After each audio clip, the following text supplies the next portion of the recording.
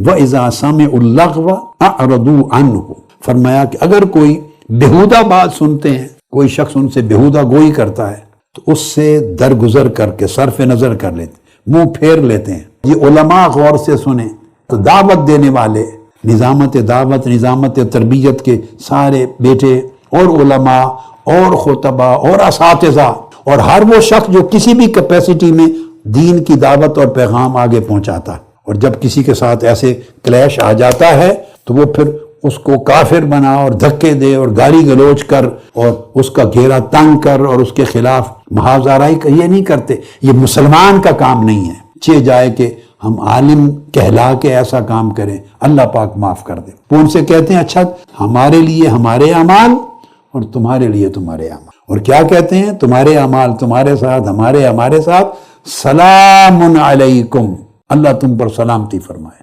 گفتگو کا اینڈ کرتے ہیں سلامتی کی دعا سے۔ یہی وجہ ہے کہ حضور نبی اکرم صلی اللہ علیہ وآلہ وسلم کی اوصاف اور آپ کے اخلاق کریمانہ کا ذکر فرمایا اللہ رب العزت نے قرآن مجید میں، سورہ آل عمران آیت 159 میں، اور یہ فوکس کیا اس پر، فرمایا فَبِمَا رَحْمَةٍ مِّنَ اللَّهِ لِنْتَ لَهُمْ، اے حبیب والا صفات، اللہ کی کتنی اور کیسی رحمت ہے آپ پر۔ اب یہ جو دیکھیں یہ طبیعت ہے، اس کو اللہ رب العزت اپنی خاص رحمت قرار دے رہا ہے۔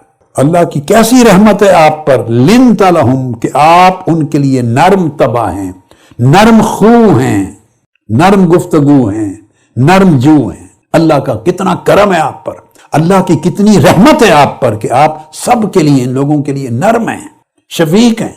وَلَوْ كُنْتَ فَظًّا غَلِيظَ الْقَلْبِ لَانفَضُّوا مِنْ حَوْلِكَ، اگر آپ تھوڑے سے بھی تند خو ہوتے، سخت مزاج ہوتے، دل بھی آپ کا سخت ہوتا، تو یہ لوگ آپ کو چھوڑ کے کبھی کے بھاگ چکے ہوتے۔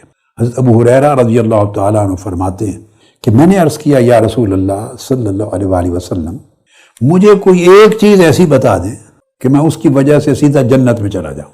آقا علیہ السلام نے فرمایا ابو ہریرہ اگر ایک چیز سے مراد ایک پیکج ہے، فرمایا ایک چیز اگر پکڑنا چاہتے ہو کہ سیدھا جنت میں جاؤ تو قال افش السلام، سلامتی پھیلاؤ اور خونی رشتوں کو ملاؤ، اور رات کے ان وقتوں میں قیام کرو، جاگو جب لوگ سوئے ہوئے ہوتے۔ فرمایا یہ چار چیزیں تو کرو، ثم ادخل الجنت بسلام، تو سلامتی کے ساتھ جنت میں داخل ہو جاؤ گے، کوئی رکاوٹ نہیں ہو۔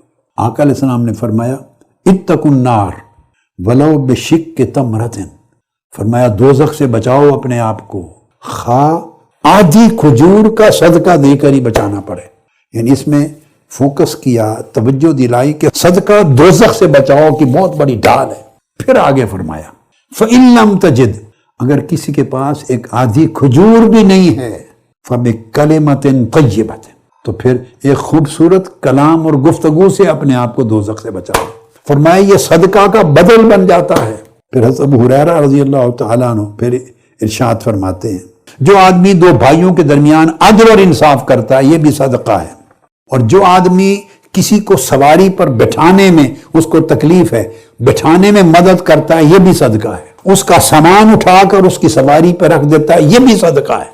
اور پھر فرمایا وَالْكَلِمَةُ الطَّيِّبَةُ صَدَقَةٌ، پیار کا بول دیتا ہے کسی کی دلجوئی میں یہ بھی صدقہ ہے۔